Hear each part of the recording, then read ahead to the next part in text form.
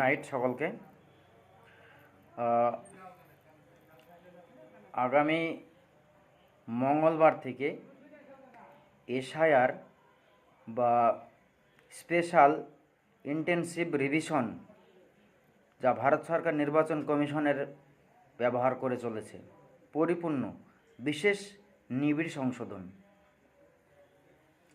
এই সংশোধনের আগামী মঙ্গলবার থেকে সমস্ত বুথ এলাকায় বিএলও সাহেব যারা আছেন তারা কিন্তু প্রত্যেক ভোটারকে ফর্ম দেওয়া হবে এবং সে ফর্ম ফিল আপ করে স্ক্রুটনি করা হবে। সেই স্ক্রুটনির উপরে একটা লিস্ট তৈরি। আমার বলার বিষয় এটা যে আধার কার্ড করতে সরকারের এত খরচ, জনসাধারণ এত হয়রানি,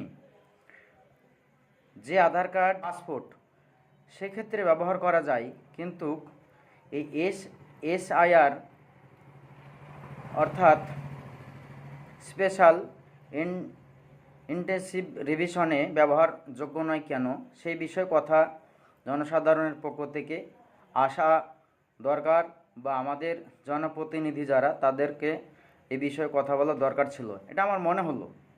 আরেকটা বিষয় যেটা আধার কার্ডের ভালো সিকিউর, যা আপনার 10 আঙ্গুলের ফিঙ্গারপ্রিন্ট এবং আপনার চোখের রেটিনার যে স্ক্যান, এত সিকিউর করার পরও আধার কার্ডকে কেন ডকুমেন্টস হিসাবে মেনে নিতে পারছে না নির্বাচন কমিশন, সেটা আমি কিছু বুঝে উঠতে পারছি না। যদি কোনো আধার কার্ড ভুলভাল হয়ে থাকে সেটা সরকারের ব্যর্থতা,